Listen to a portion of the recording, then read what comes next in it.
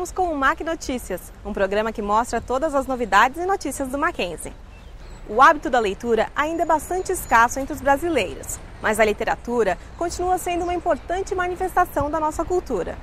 Pensando nisso, o Mackenzie realizou a 3ª Jornada de Literatura Contemporânea. Confira!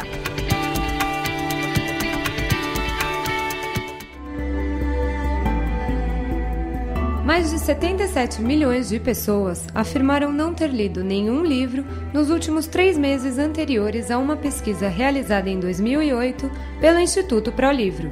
Mas por que será que o brasileiro lê tão pouco?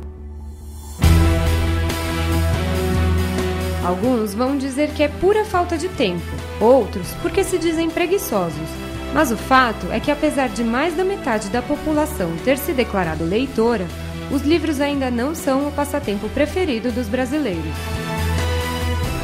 Com o objetivo de reforçar a importância da literatura para os alunos de letras, o Mackenzie promoveu a 3ª Jornada de Literatura Contemporânea. O objetivo da Jornada de Literatura Contemporânea é justamente trazer autores e críticos, os autores das obras que estão sendo escritas e publicadas agora, e eles vêm conversar com o nosso aluno, eles vêm nos apresentar palestras. Eu acho que o Mackenzie está fazendo um trabalho excelente de leitura, de diálogo entre professores e alunos e escritores, como foi hoje, por exemplo. Para o escritor e dramaturgo Ronaldo Correia de Brito, autor de Retratos Imorais, o que torna alguém escritor é gostar de livros. E esse é o maior desafio da nossa literatura contemporânea. Eu acho que a questão da literatura é ser lida. A questão é que há muitos atrativos, a imagem hoje ela prevalece muito. E a literatura, eu terminei minha fala dizendo que o que valida a literatura, o que a torna viva e pulsante, o que dá existência a ela, é ser lida. Alguns autores acreditam que a literatura contemporânea esteja vinculada ao processo social do país e que a leitura pode transformar a vida do leitor. A literatura, ela de alguma maneira, ela está vinculada a um processo social do país. Quero dizer com isso o quê? Que há um grande individualismo, né, por conta de um modelo econômico, e a literatura ela também está pautada basicamente no umbigo assim, da classe média. A literatura expande a nossa sensibilidade, o nosso entendimento do mundo, e os personagens expandem a nossa experiência de vida de alguma forma. É como se a gente vivesse através deles coisas que a gente não viveria, e isso desenvolve a nossa capacidade de enxergar o outro.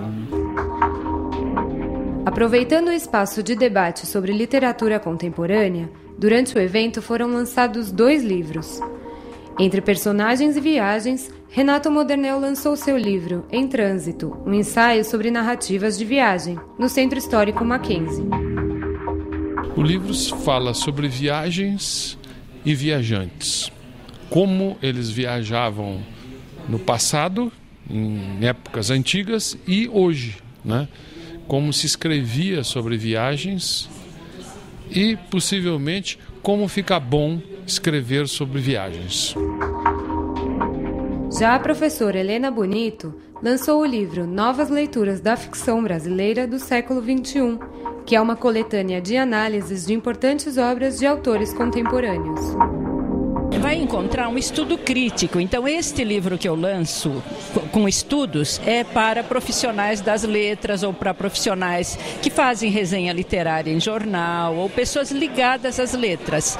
E o objetivo é chamar a atenção para os livros comentados, que são para o público em geral. É a literatura que se faz hoje.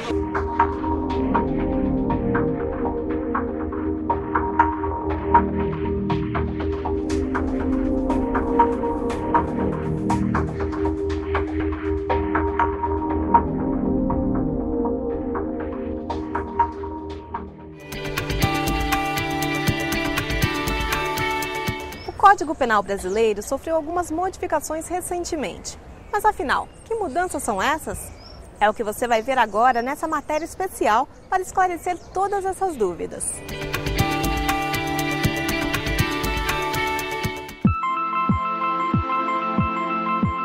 A partir de julho de 2011, passou a vigorar as modificações realizadas no Código de Processo Penal brasileiro, que data de 1941. Nos próximos programas, você vai acompanhar quais são essas mudanças e como elas vão refletir no cotidiano da nossa sociedade. Para explicar essas alterações, convidamos o professor Rodrigo Felberg, da Faculdade de Direito do Mackenzie.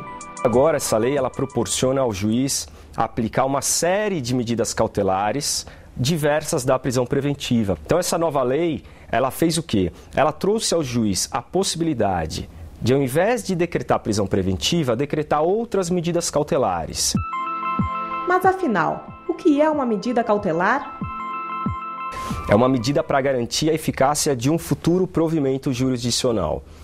Então, você imagina no plano processual penal, de que adianta um decreto condenatório se o indivíduo vai fugir, por exemplo? De que adianta um decreto condenatório se o indivíduo estiver afetando o quadro probatório? Então, a medida cautelar ela serve para garantir a instrução processual, né?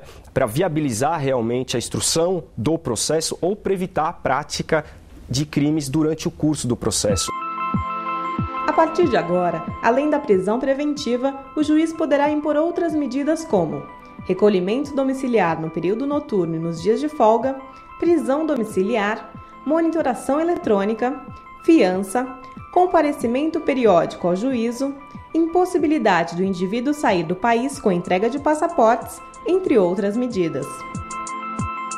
E quem já está preso preventivamente? Como fica com essa alteração da lei? Então, não tenho a mínima dúvida que os juízes vão rever essas prisões preventivas, os advogados têm que pleitear isso, a Defensoria Pública tem que pleitear, para o juiz rever e analisar se não é caso de se decretar uma medida cautelar menos gravosa do que a prisão preventiva.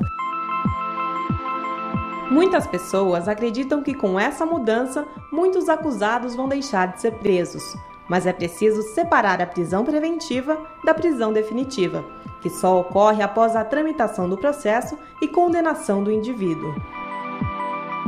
Então, é muito importante isso, quer dizer, a prisão provisória ela não tem um fim punitivo, né? Ao contrário do que eventualmente se pensa, né? Se ele for punido, ou digo, condenado, e transitar essa condenação, ele vai cumprir pena. A prisão tem uma outra finalidade, né? Então, como antes o juiz só tinha duas opções em regra, ou ele soltava ou ele decretava preventiva, era importante conceder ao juiz meios legais para ele optar e não decretar preventiva. Na próxima edição, você vai entender quais as mudanças com relação ao pagamento de fiança. Não perca!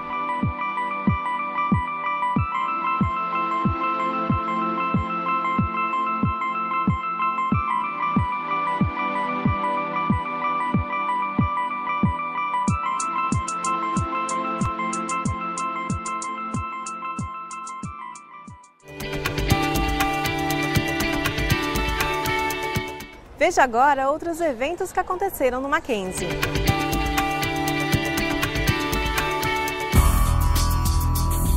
Sempre se preocupando com a saúde e o bem-estar de seus funcionários e colaboradores, o Mackenzie retoma uma parceria de sucesso com a assistência médica Amil. As duas instituições reconhecidas no mercado assinaram um convênio no último dia 11 de agosto com a presença do presidente da Amil, Edson Bueno, e o presidente do Instituto Presbiteriano Mackenzie, Dr. Ézio Maciel. Com a parceria, será ampliada toda a rede hospitalar para os colaboradores e funcionários do Mackenzie, garantindo maior tranquilidade aos seus familiares e dependentes. A união irá beneficiar os profissionais que fazem do ensino a principal marca do Mackenzie.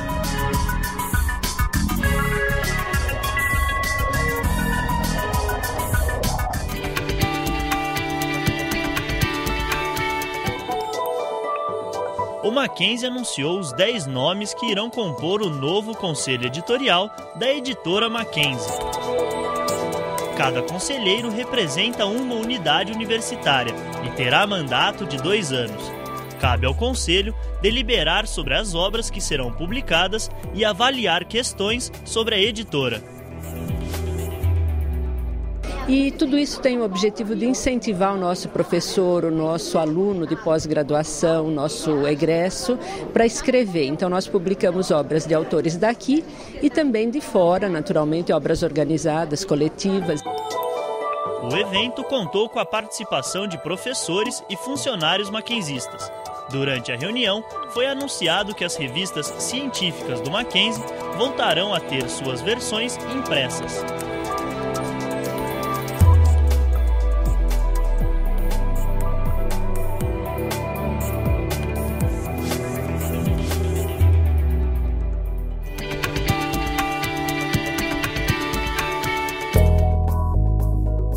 Acupuntura, fitoterapia, homeopatia. Os nomes ainda não são muito familiares para muitas pessoas, mas eles estão mudando o tratamento de muitas doenças. São as chamadas práticas integrativas complementares. Esse foi o tema do simpósio realizado pelo Centro de Ciências Biológicas e da Saúde do Mackenzie, com o objetivo de atualizar e treinar alunos, professores e convidados sobre outros tipos de tratamento. Conhecimento sobre essas práticas integrativas ainda é muito pouco. A gente quer, na verdade, difundir esse conhecimento, porque quando você fala numa antroposofia, numa acupuntura, numa acoterapia, muita gente não sabe do que se trata. Com cursos de especialização nessa área para farmacêuticos, médicos, a sociedade vem reconhecendo estas práticas como um meio alternativo para tratamento de algumas patologias. O evento contou com a participação de profissionais da área que mostraram como as técnicas podem contribuir no tratamento de doenças, inclusive no Sistema Único de Saúde. Nós do Conselho Regional de Farmácia, principalmente nós farmacêuticos, nós estamos fazendo um papel de divulgador. Nós estamos divulgando essa política. Para quê? Para que os profissionais, principalmente profissionais farmacêuticos, percebam que existe um campo de atuação. Não é só farmácia de manipulação ou drogaria. Dentro do Sistema Único de Saúde existe a possibilidade do farmacêutico estar atuando multidisciplinarmente com outros profissionais e introduzir essas práticas. Ao existir dinheiro público para que prefeituras implantem a fitoterapia, adquiram medicamentos, a coisa muda de figura. Há um estímulo oficial. Então estamos nessa fase de implantação, embora exista ainda muito a fazer do ponto de vista técnico. Padronização de produtos, formas de tratamento, Estamos no momento ainda de acontecer. Por isso cursos e eventos desse tipo são importantes.